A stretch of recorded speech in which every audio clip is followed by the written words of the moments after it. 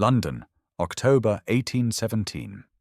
The season had ended weeks ago, but Lady Ashford's ballroom still glittered with the desperate hope of mothers who had failed to secure matches for their daughters. Catherine Ashford stood near the wall, a position she had occupied at every ball for the past 8 years. At 26, she was no longer a curiosity. She was simply invisible. "Another glass of ratafia, Miss Ashford?" A footman appeared at her elbow. "No, thank you." Catherine kept her voice steady. She had learned not to draw attention to herself. Not any more.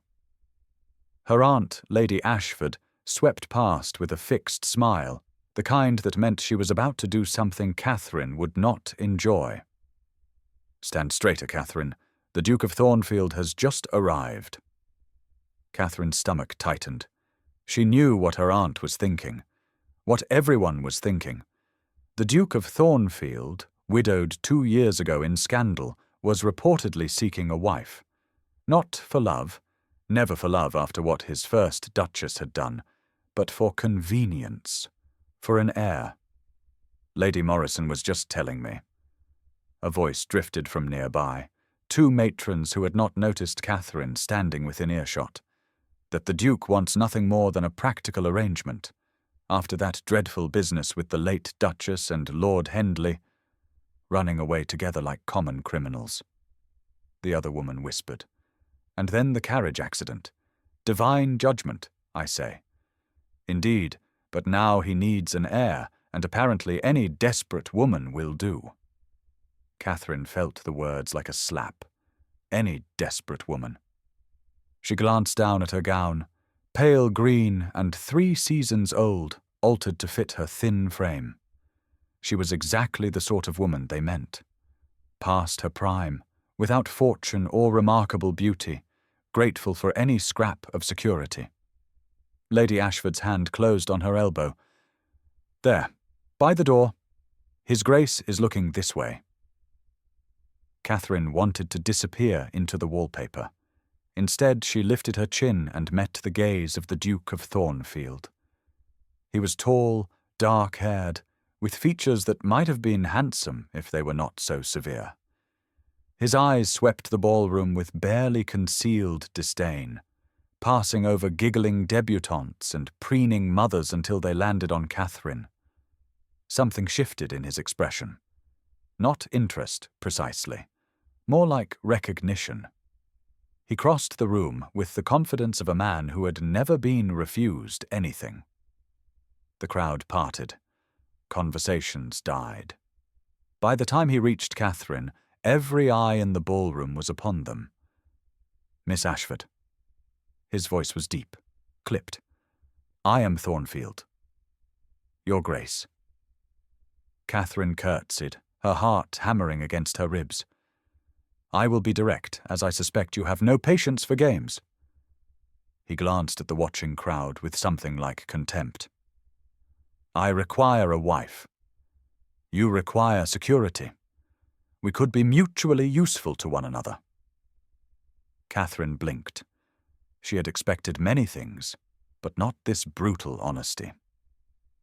Around them, she heard gasps, whispers beginning to build like a wave. "Without love, Your Grace." The words escaped before she could stop them. His jaw tightened. "Especially without love. I can promise you respect, comfort, freedom to pursue your interests. A position in society that your current circumstances do not afford. But I will never promise you my heart. I do not have one to give." Catherine looked into his eyes and saw something that surprised her. Pain. Carefully hidden, but there nonetheless. This was a man who had been wounded so deeply that he had carved out the damaged parts and convinced himself he was whole. She understood him. Perhaps that was why she heard herself say, "Then we have a fair agreement, Your Grace. I accept." The ballroom erupted. Lady Ashford gasped. The Duke's expression did not change, but Catherine thought she saw something flicker in his eyes. Relief, perhaps. Or regret. "I will call on your aunt tomorrow to arrange the details." He bowed stiffly. The ceremony will be small and soon. I see no reason to delay.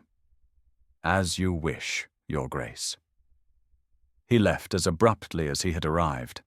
Catherine stood alone in the centre of the ballroom, feeling the weight of 100 stares, hearing the whispers that would follow her for days. Did you see? She accepted immediately. How desperate. Well, what choice did she have? 26 and penniless.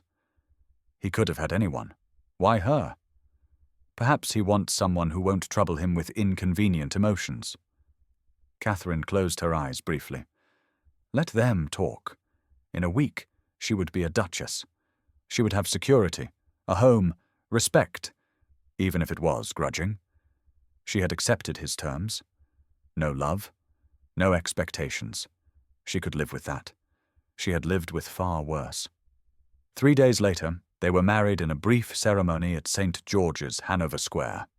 Catherine wore a cream silk dress borrowed from her aunt.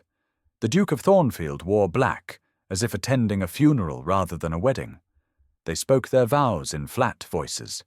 His kiss on her hand after the ceremony was perfunctory. The journey to Thornfield Park took most of the day. Catherine watched the London streets give way to countryside, gold and russet with autumn. The Duke sat across from her in the carriage, reading correspondence, his face unreadable. They did not speak. Thornfield Park appeared at dusk, a sprawling stone manor silhouetted against the darkening sky. It was beautiful and imposing, like the man who owned it. Mrs. Dawson, the housekeeper, met them at the door. She was a handsome woman of perhaps 50, with kind eyes that lingered on Catherine with something like pity. Your Grace. She curtsied to Catherine. We are honoured to receive you. I have prepared the Duchess's suite. Thank you. Catherine managed a smile. The Duke spoke without looking at either of them. I will be in my study. Mrs. Dawson will show you to your rooms. He disappeared down a corridor, leaving Catherine standing in the grand entrance hall of her new home, feeling more alone than she had ever felt in her life. Mrs. Dawson touched her elbow gently. Come, Your Grace, you must be exhausted.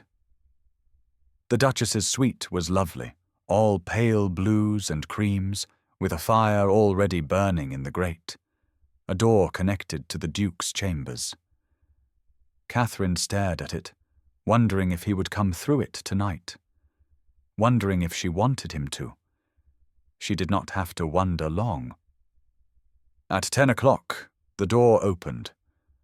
The Duke of Thornfield stood on the threshold, still fully dressed, his expression carved from granite.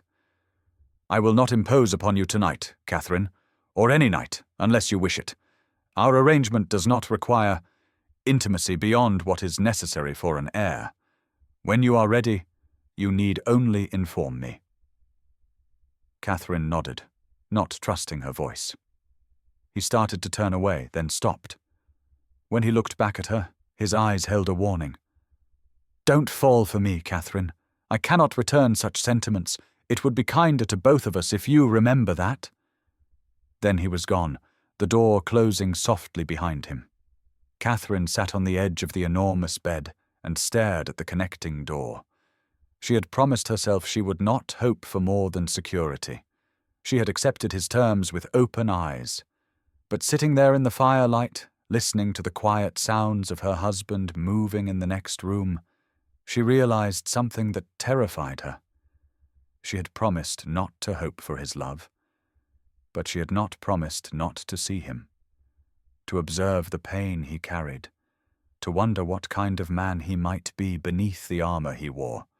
She had not promised not to care. And that, Catherine thought as she prepared for bed in her empty suite, might prove to be her undoing. 3 days passed in careful silence. Catherine explored her new home, a sprawling manor with more rooms than she could count. The servants were polite, but distant, watching her with curious eyes. Mrs. Dawson was kind, answering questions with patience, but even she maintained a respectful barrier. Catherine saw her husband only at dinner, where they sat at opposite ends of a table long enough to seat 20. They spoke of weather, of local matters, of nothing that mattered. He was unfailingly courteous. He was also completely absent, even when sitting 10 feet away.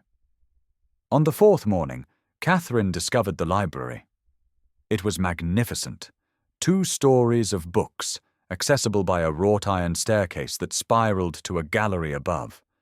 Tall windows let in morning light that turned the leather spines to jewels. Catherine stood in the doorway and felt something in her chest loosen for the first time since arriving at Thornfield. "I did not expect to find you here." She spun. The Duke stood behind her, dressed for riding, surprise evident on his face. "I apologize, Your Grace. I did not mean to intrude."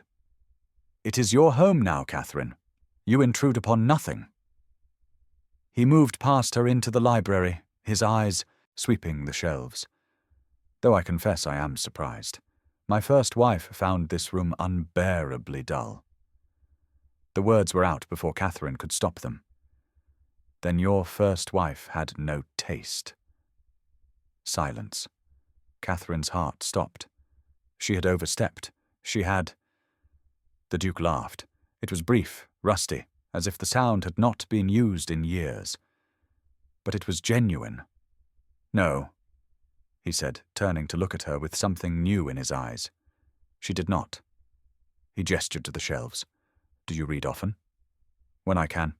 My aunt's library was limited. You are welcome to anything here. I would be pleased to know someone was using it." He moved to a shelf, ran his fingers along the spines. "Do you have a preference? Poetry? Philosophy?" "Both, though I confess a weakness for Byron." His hand stilled. "Byron? I know his personal conduct is questionable, but his words—" Catherine moved closer, emboldened by his interest. "There is something raw in them, honest. He does not pretend the world is kinder than it is." The Duke pulled a volume from the shelf, flipped it open. "She walks in beauty, like the night." He read quietly. "Of cloudless climes and starry skies. And all that's best of dark and bright meet in her aspect and her eyes." Catherine continued, the words flowing naturally. "Thus mellowed to that tender light which heaven to gaudy day denies." Alexander, she had begun thinking of him as Alexander in her mind, though she would never dare say it aloud, looked at her with an expression she could not read. For a moment the armor cracked. She saw curiosity, and something that might have been longing. "You know it by heart." "I had little else to occupy my time, Your Grace. Books became my companions." "Alexander." The word came out rough. "When we are alone, you may call me Alexander." Catherine's breath caught. "Alexander!" He closed the book with a snap, the mask sliding back into place. "I should attend to estate business. Enjoy the library, Catherine." He left abruptly, almost fleeing. Catherine stood alone among the books, her heart racing. She had seen beneath the armor, just for a moment, and what she had seen made her want to see more. Mrs. Dawson appeared in the doorway, a knowing look in her eyes. "His Grace has not discussed poetry with anyone since before his first wife." The housekeeper nodded. She did not care for his interests, found them tedious. It was one of many disappointments. She met Catherine's gaze directly. "It is good to see him speak of books again. Perhaps Thornfield will remember how to be a home, not just a house." After Mrs. Dawson left, Catherine remained in the library, holding the volume of Byron that Alexander had touched. She opened it to where he had stopped, found a line underscored in faded ink. "Man's love is of man's life a thing apart, 'tis woman's whole existence." She closed the book carefully and placed it back on the shelf. She was already in terrible danger. Week after the library conversation, Catherine joined Alexander for dinner as usual. But tonight, something was different. A bottle of wine sat on the table, already half empty. Alexander's face was flushed, his carefully controlled expression looser than she had ever seen it. "You are staring, Catherine. Forgive me." She looked down at her plate. "I did not mean to." Everyone stares. They have stared since Caroline died, wondering if I knew, if I was complicit in her affair. He poured more wine, offered her glass, which she accepted. "Do you wonder?" "No. No." He laughed bitterly. "How decisive. What makes you so certain?" Catherine met his eyes. "Because if you had known and approved, you would not carry such anger, and if you had known and forbidden it, you would not carry such guilt." The silence that followed was profound. Alexander stared at her as if seeing her for the first time. "She told me she loved me," he said finally, his voice low. "On our wedding night, every night thereafter. She was convincing." Catherine waited, knowing he needed to speak, not to be interrupted. "I believed her. I gave her everything, my trust, God help me, my heart." He stood abruptly, walked to the window overlooking the darkened gardens. "I found them together in London, in a house I had purchased for her comfort. She and Hendley, my closest friend since Eton. Alexander. She laughed when I discovered them, said she had never loved me, that she could never love someone as cold and impossible as me. She had wanted the title, the fortune. Hendley had wanted her. They were running away together that night. The carriage overturned 20 miles from London." Catherine rose and crossed to him. She did not touch him, though she wanted to. "I am sorry." "Are you?" He turned to her, his eyes searching her face. "I offered you a marriage without love, Catherine. I warned you. Now you know why." "Yes, now I know you are not cruel. Only afraid." His jaw tightened. "I am not afraid." "Then what are you?" "Wise. I learned that love is a lie women tell to secure comfort. I learned that opening one's heart is the surest path to destruction." He took a step closer. "I am grateful you never promised me lies, Catherine. You have been honest from the beginning. You want security. I want an heir. We need not complicate matters with sentiment." Catherine felt something crack inside her chest. "No," she whispered. "We need not." She walked to the door, paused with her hand on the frame. "Thank you for your honesty, Your Grace. I value it more than you know." She left before he could see the tears burning behind her eyes. That night, alone in her suite, Catherine made a decision. She was already falling for him. The library conversation, the vulnerability tonight, each moment pulled her deeper.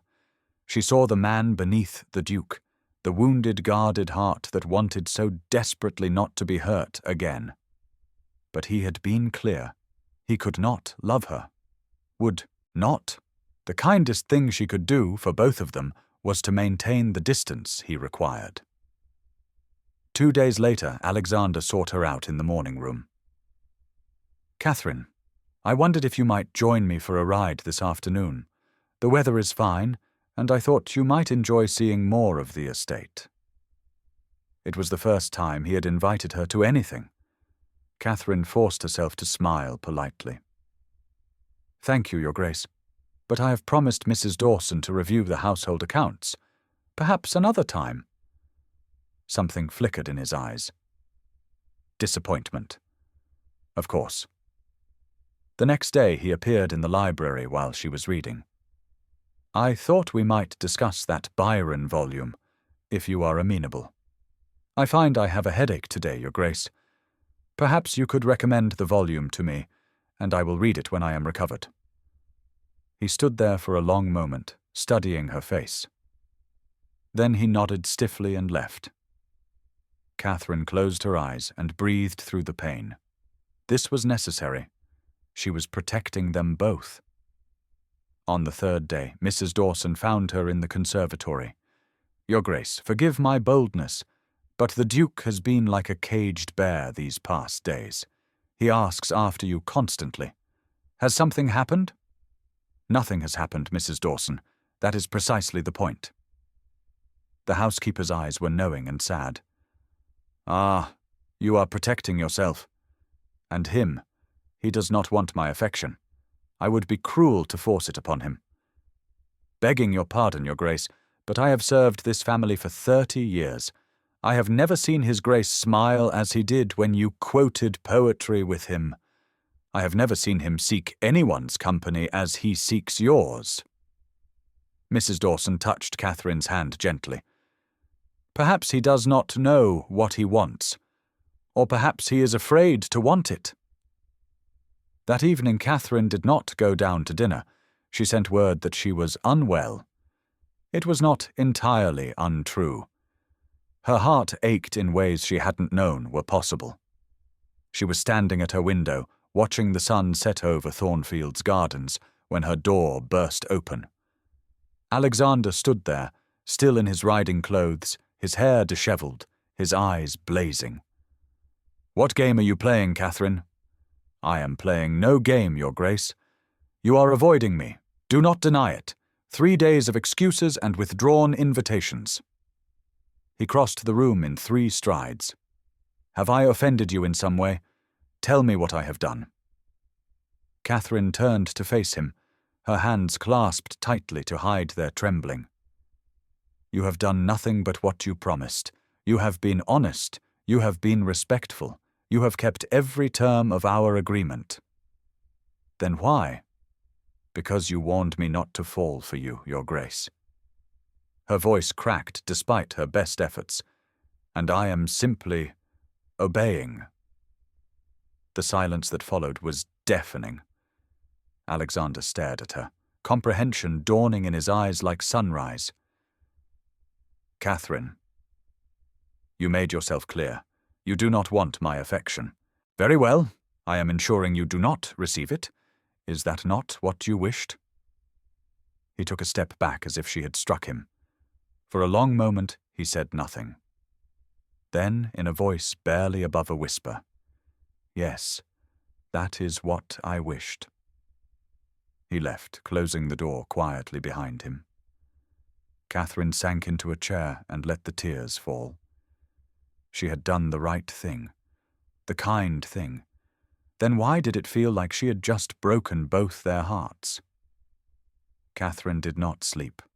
She heard Alexander pacing in his room through the connecting door, his footsteps a restless rhythm that matched her own racing thoughts. Somewhere past midnight, the pacing stopped. She heard his door open and close, his footsteps fading down the corridor.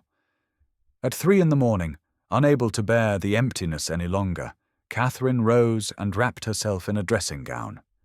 She knew where he would be. The library was dark save for firelight.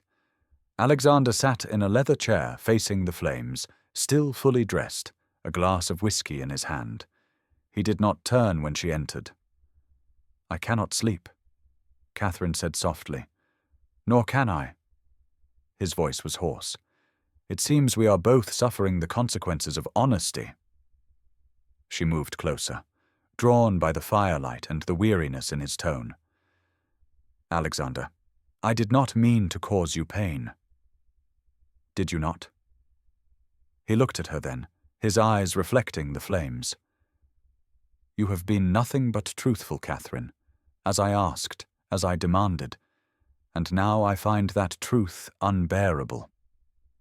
"I don't understand." He set down the glass and stood, running a hand through his dishevelled hair. "I have been unfair to you. I see that now. I offered you a prison and called it marriage.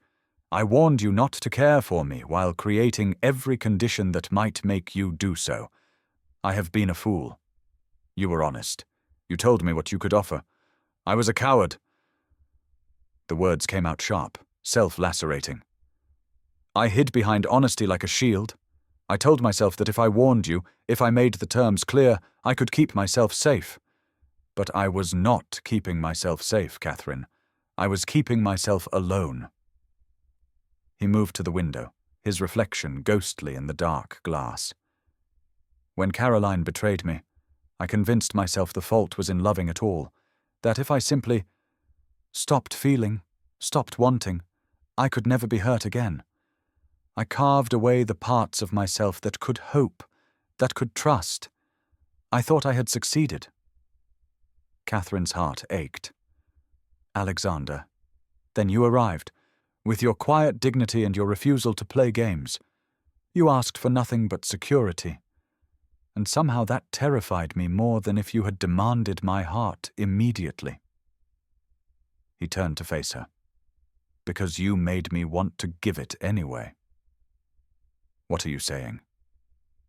I am saying that when you quoted Byron in this library, I felt something I thought I had killed. When you understood my pain without judgment, I felt seen for the first time in years. When you stopped accepting my invitations, stopped seeking my company. He laughed bitterly. I realized the arrangement no longer satisfied me. But by then, I had already warned you away. Already built walls I did not know how to tear down. Catherine felt tears burning behind her eyes. You warned me not to fall for you because you knew. Because I knew I could not bear it if you did, and I failed you. If I opened my heart again, and it proved to be as broken as Caroline claimed. He crossed to her, stopping close enough that she could see the firelight catching in his eyes. But you, Catherine, you never asked for my heart. You accepted me as I was, damaged, guarded, difficult. And somehow that made me want to be better, made me want to try. I have already fallen, Catherine whispered. That is why I withdrew. I broke the one promise I made you, not to complicate matters with sentiment. I thought by creating distance I could protect you from my foolishness. Your foolishness. He reached out slowly, as if afraid she might vanish, and touched her cheek. Catherine, if you have fallen for me even a fraction, as much as I have fallen for you, then we are both equally lost. Her breath caught. Truly. I love you. The words seemed torn from him, raw and honest. God help me, I love you, against all my warnings, against all my fears. I think I began loving you the moment you looked at me in that ballroom and saw not a duke or a scandal, but simply a man who was tired of pretending. Alexander. Catherine covered his hand with hers, pressing it against her cheek. You are not broken. You are hurt. There is a difference. I cannot promise perfection. I am difficult, Catherine, closed. I have spent 2 years building walls, and I do not know how to tear them all down at once. I will stumble. I will forget how to be open. I may hurt you without meaning to. She smiled through her tears. Then we will stumble together. That is what marriage should be, is it not? Two imperfect people learning to navigate the distance between them. You deserve someone who can offer you the romance you were denied. Someone who is not afraid of his own heart. I deserve someone who is honest with me. Someone who sees me as I am and values it. Someone who tries even when he is afraid. She stepped closer, until only inches separated them. I deserve you, Alexander, and you deserve to be loved, even if you do not believe it yet. He pulled her into his arms then, holding her as if she were something precious he had nearly lost. Catherine felt the tension in his body, the trembling that betrayed how close to breaking he was. I warned you, he whispered against her hair. I told you not to fall for me. I have never been good at following orders. He laughed, the sound shaky but genuine. When he pulled back to look at her, his eyes were bright with unshed tears. Then I am fortunate you are stubborn, because I find I do not want to be alone any more. I want you, Catherine, your observations and your silences, your strength and your gentleness. I want the life we could build if I am brave enough to try. Then try. That is all I ask. Try with me. He cupped her face in both hands, his touch reverent. I love you, Catherine Sinclair. It terrifies me. But I love you. Say it again, she whispered. I need to hear it again. I love you. He kissed her forehead. I love you. Her cheeks. I love you. Finally, her lips. The kiss was soft, tentative, weighted with promise and possibility. When they parted, Catherine saw in his eyes not the guarded Duke, but the man beneath, vulnerable, hopeful, afraid, but willing. Thank you for not obeying me, Alexander murmured. Catherine smiled. I have never been good at following orders, Your Grace.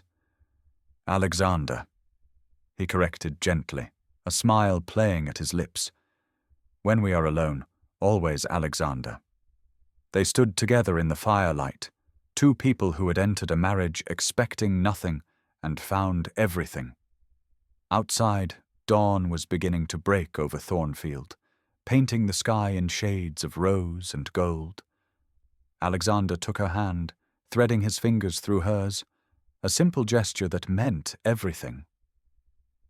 I do not know how to do this, how to be open. Neither do I. We will learn together. That simple. That complicated. Catherine corrected. But worth it. You are worth it. He pulled her close again, resting his chin on top of her head. They stood that way as the sun rose, two solitary people who had finally found home in each other. I fell for you, Catherine whispered, just as you warned me not to.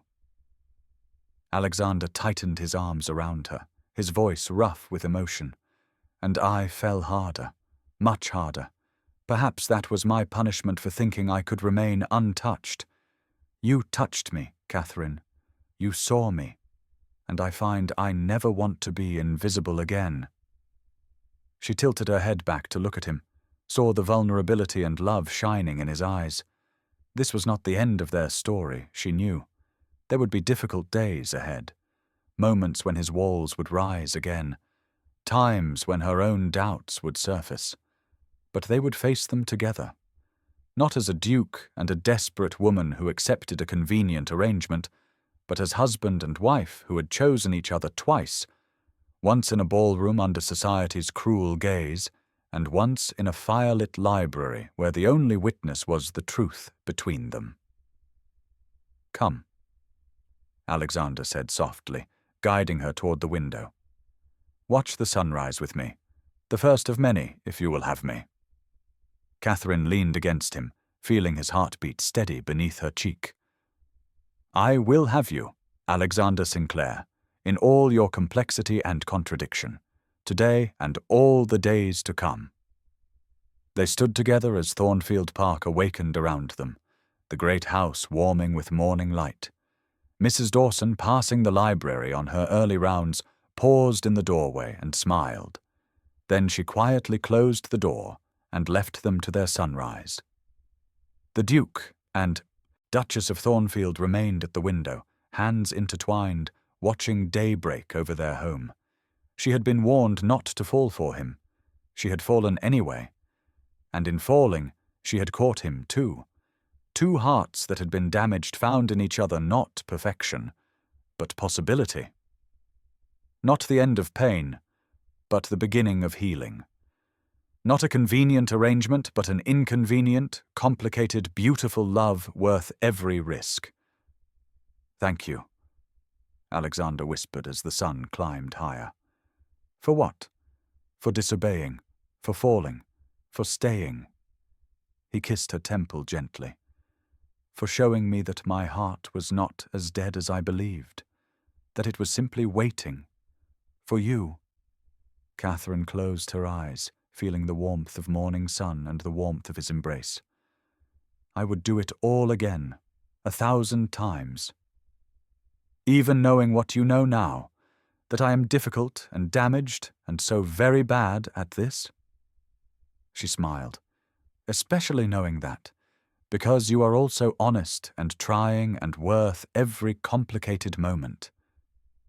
They remained there until the sun had fully risen, two people who had found in each other what they had stopped believing existed. A love neither had sought, neither had expected, but both desperately needed. She had fallen for him, despite his warnings, and he had fallen harder, despite his fears. In the end, that was the only truth that mattered.